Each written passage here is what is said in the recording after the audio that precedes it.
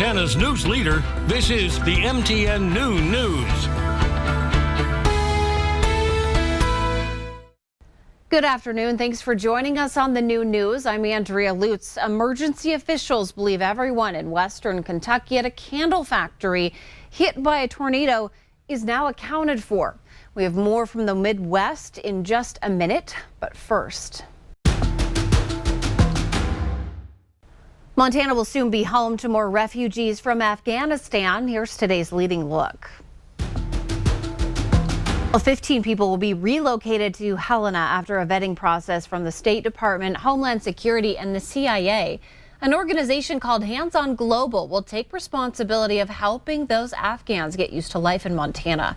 The nonprofit says they could use some winter clothing donations. And if you'd like to help, you can go to handsonglobal.org and arrange a donation.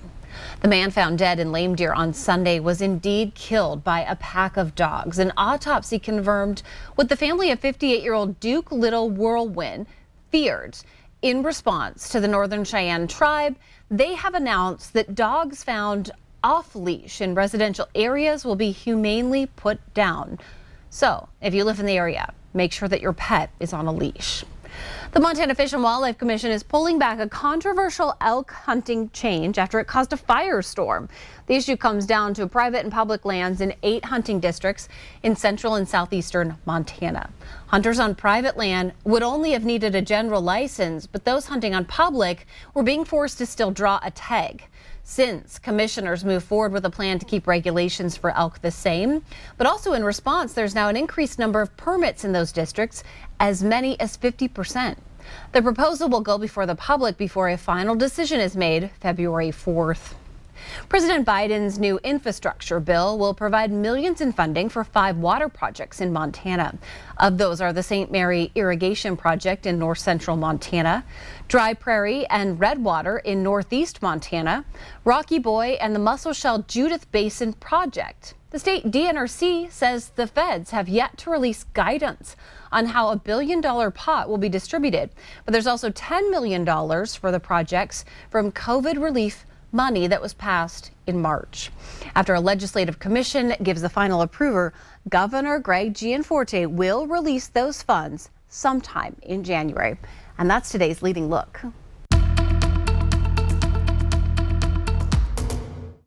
Well, you've made it to the hump. Let's get over it as quickly as possible into the weekend. Hang on, we're going to get there together. Let's take a look at those projected highs today. Behind a cold front, we're going to get up to about 18. Cut Bank will go 14 in Havre along the High Line, 28 in the state capital, 30 in Missoula, 27 in Bozeman. We'll take 27 in Dillon, just a little bit cooler in Butte. Billings not getting above freezing today with a high of 30. We'll go 20 in Miles City as well as Glendive. Glasgow in the teens around 16. Sheridan at 27. High today in Cody of 28. West Yellowstone may not get out of the teens today as well. So we've got cold front number 1, a clipper system dropping through Thursday into Friday. What's that going to do to us temperature-wise? I'll let you know with that main forecast coming up here in just a few minutes. At least 88 people are dead from last week's tornadoes and more than 100 are still missing. Search operations continue across the state of Kentucky, and President Joe Biden will see that firsthand a little bit later today. Laura Podesta is in Mayfield with the latest. President Biden visits Kentucky today to survey the damage from last week's deadly tornadoes. He will ask leaders directly, what do you need? What are you not getting? And how can we make it faster for you? The president will visit Mayfield and Dawson Springs, 2 hard-hit communities. We are trying to salvage as much as we can. Alan Patel says it'll take more than a year to rebuild after his store collapsed. We don't know right now actually like what to feel like. Just don't know what we're going to do. The cleanup is beginning, and we're seeing piles of tree limbs everywhere as roads are cleared. Most homes aren't salvageable. This destruction spans across western Kentucky. But you have to understand their lives associated with this. Ronnie Ward of the Bowling Green Police Department says he needs to pause at times while searching for the missing. You go about that task of trying to get this work done, and then you come across a wagon, and you think, you know, that's associated with a child somewhere.